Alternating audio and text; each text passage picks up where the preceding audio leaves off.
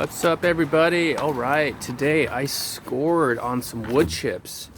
They were cutting a tree down at my neighbor's, and I asked them if I could save some of the wood chips in these trash cans for me, and they said no problem.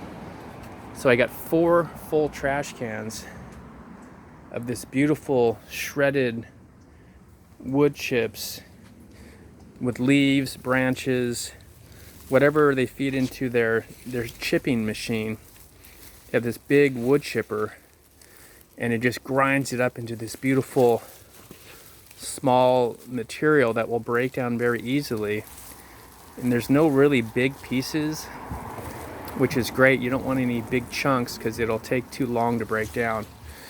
Now it's still pretty green, and that's okay because as this sits in the sun, it will break down and dry up very quickly and be an excellent food source for your trees and plants.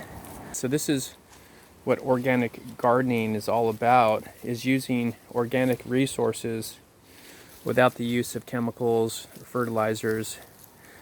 Now this was a ficus tree originally that was growing in the back. Big ficus tree.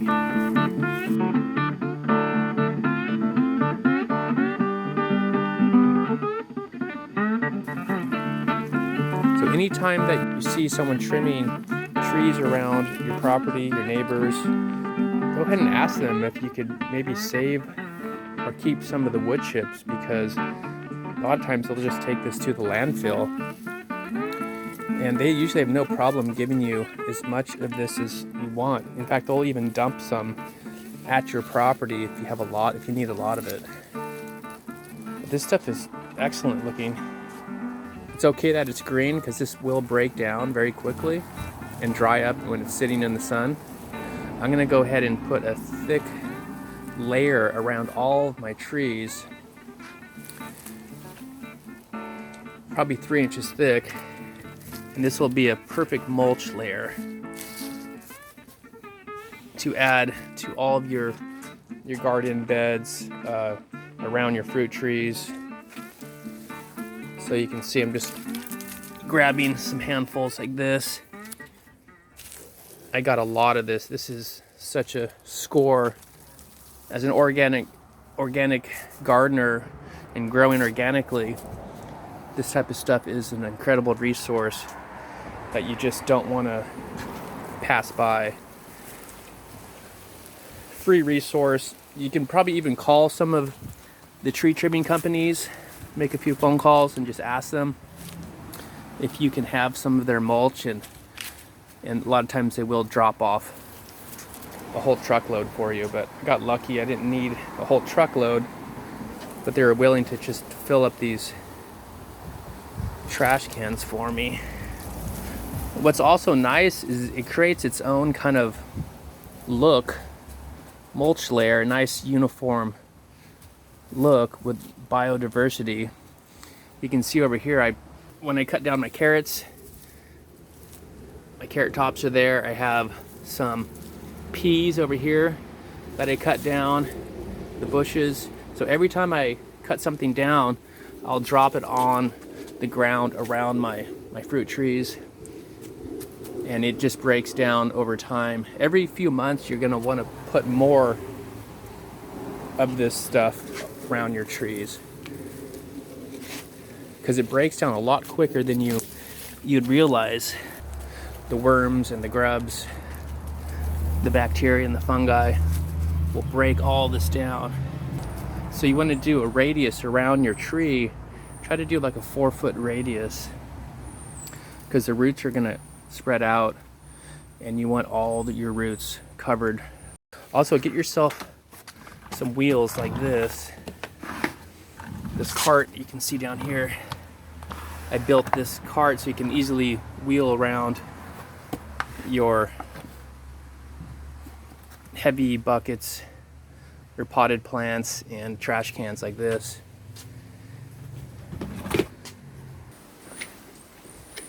Let's take this over here.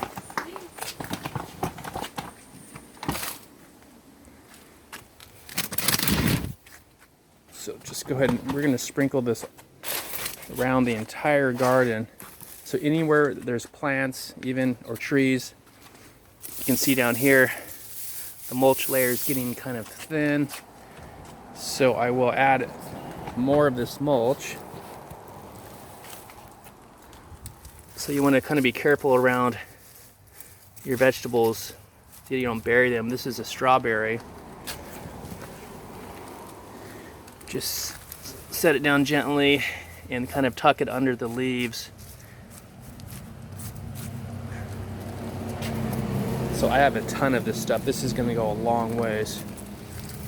Over here we have lemongrass. So regardless of what you're growing, your plants are going to love having these wood chips around them. So not only for water conservation, but it also breaks down and becomes fertilizer and protects your soil, so the worms and all the insects will be crawling around under there and not be getting cooked in the sun. So this is really important for growing healthy trees and vegetables. Okay, so that looks good around that. So I've got this whole area to do. Whole entire area. Here we have some mint. So I'm going to be careful not to damage that. You can see my cat is helping us over there. So in between these stepping stones, just tucking it in around this mint plant. Again, about 1.5 inches, 2 inches thick. So every square inch, wherever you see soil, we're going to go ahead and put this. You can put this around your potted plants as well. This will help with evaporation. You won't have to water as much. You don't want that top layer of soil to be getting all dried up. It's nothing worse than having to waste money. See, over here we have another mint. So we're going to go ahead and just keep sprinkling this around.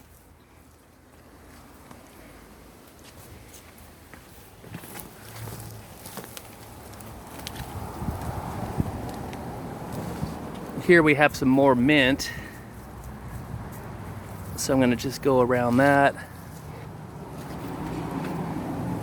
What's nice when you have enough of this stuff, it's going to create a nice uniformed coverage, uniformed look to your garden when you have the same color of mulch everywhere and it's already shredded down to the perfect size. So it doesn't really matter what type of tree that you're shredding up. It's just that it's shredded up into small pieces. You don't want giant chunks of bark. It won't break down very quick. So we're just going to go through this whole garden. Then over here you see I have potatoes. Potatoes need to be mounded up as well. So what I'll do is add an extra thick layer around these potato plants and mound it up. That will create more room for the potatoes to grow. Potatoes are one of the only plants that you can bury the stems, and you want to bury the stems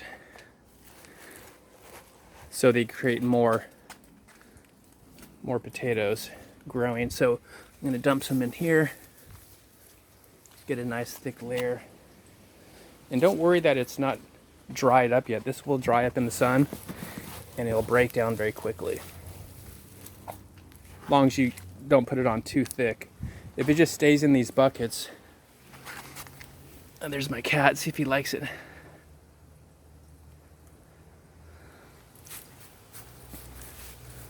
So just go around your entire garden, kind of like this, get complete coverage. So far, I've only used about 1/4 of this.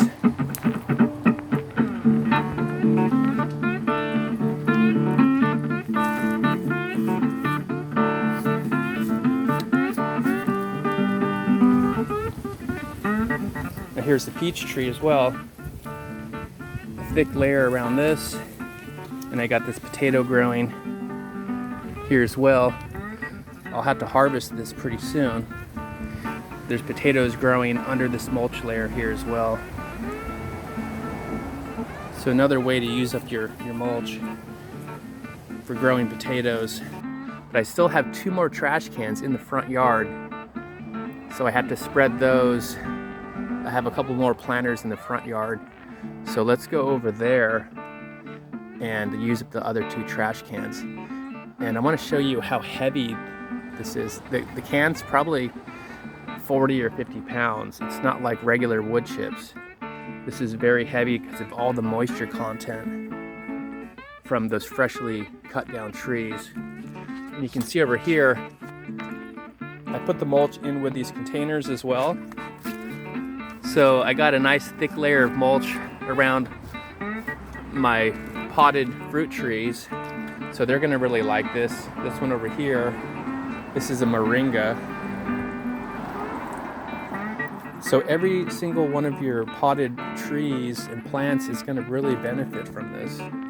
So I'll probably do it on my vegetables as well over here. See, there's the old mulch right here.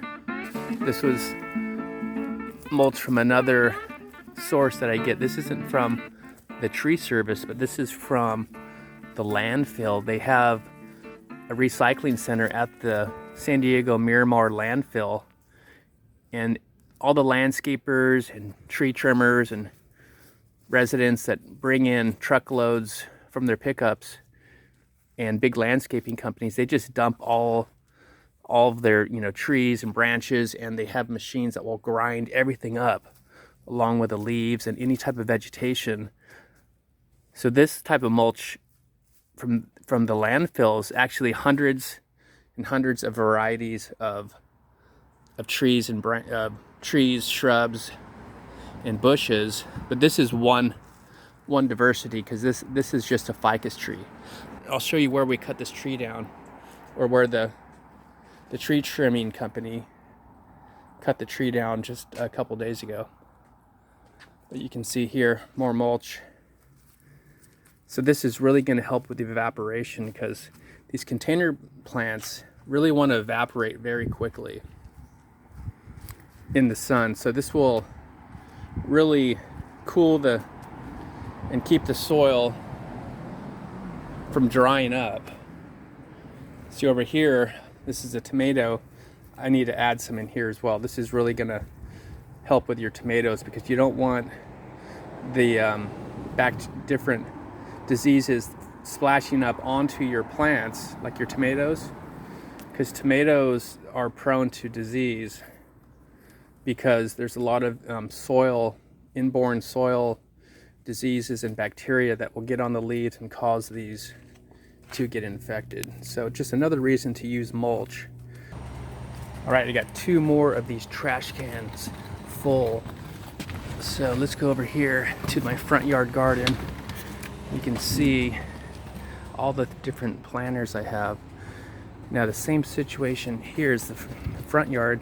I had put this old mulch down. You can see down here, let's take a look at this mulch. Now again, this was from the landfill. Combination of tons of different trees, everything that's ground up. So there could be 100 different types of trees in here, with all the leaves, branches, twigs, sticks, and you can see there was a pine cone. And again, I put a 3 or 4 inch layer of this down probably like 6 months ago, about 4 inches in it. And what happens is all the small material will break down first, and then you'll be kind of left with some of these bigger pieces like this.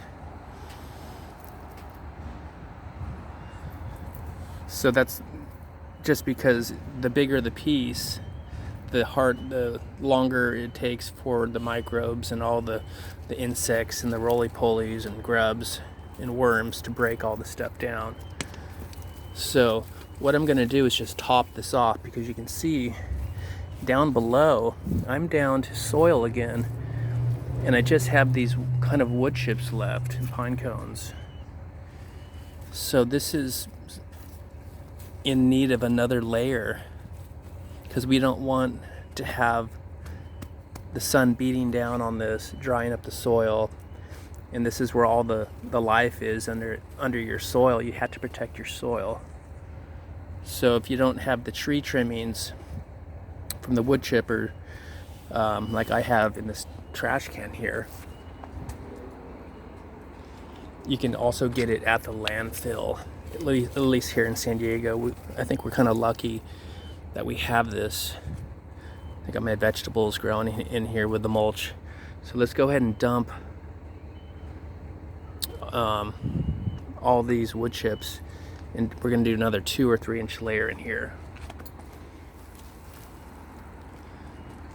And it's gonna go around my tomato plants. Every single thing is gonna have the same layer.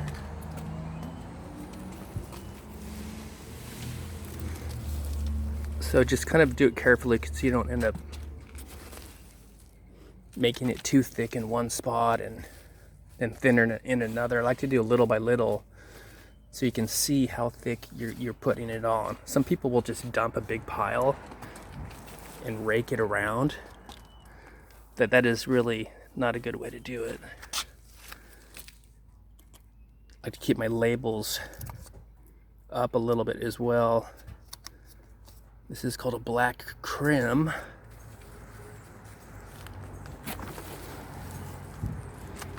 So obviously it's quicker when you have 2 hands, because I'm filming this at the same time. And what I like to do is pinch off on these tomatoes. If you're gonna bury the stems, just pinch off those lower branches as it grows. That's probably fine. So I'm gonna cover up this whole area.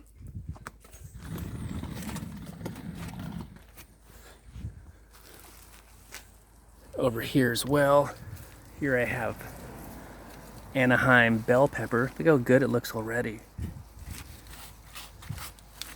So this same situation here, look, the mulch is actually, it's still pretty good in that area, but some spots you can see down over here, I have a bunch of, I think, sprouts coming up, so the soil's pretty close.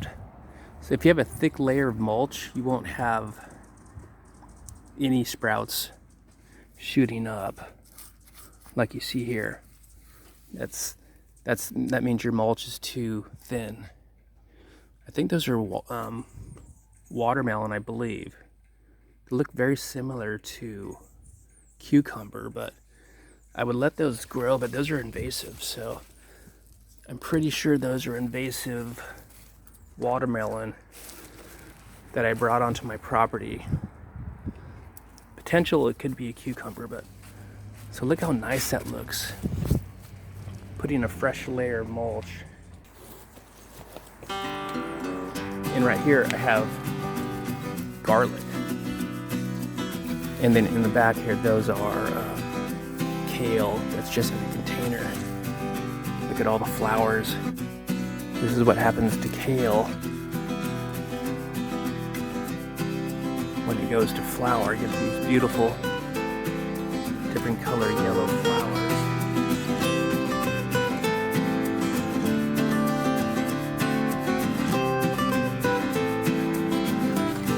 So again, I've been doing this mulch technique for a couple years now, more and more, and it's really pays off, because what happens is this stuff breaks down over time and becomes soil.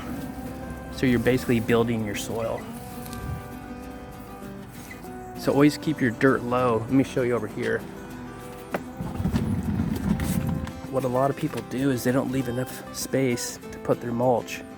So in this situation, I planted this pomegranate tree extra low to account for like 3 or 4 inches of mulch layer, and that would be soil that will be able to build over time.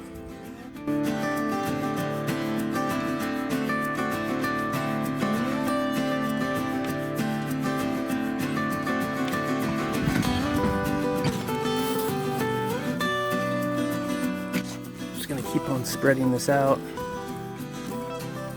And when I'm done, we'll see how it looks.